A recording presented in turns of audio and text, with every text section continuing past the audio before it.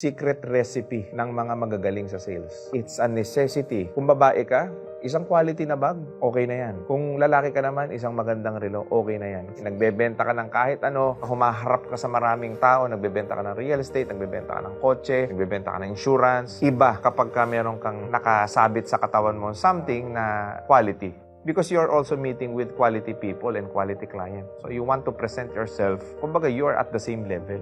Because in sales, people buy to people they trust. So automatically, established mo kagad yung trust if pakiramdam nila, hindi mo kukunin ang pera nila. And it signifies that you are actually capable kapag ka meron kang mga ganitong klase ng mga items. So it's a good investment, no? Pero again, lahat naman ay, kumbaga may tamang dosage. Huwag naman kayong ma-addict, di ba? Hindi naman sukdulan na ipangutang ninyo, magbenta kayo ng mga ari-arian ninyo para lang makabili ng mga kapritsyo ninyo. So magkaiba yung kapritsyo at magkaiba yung kailangan.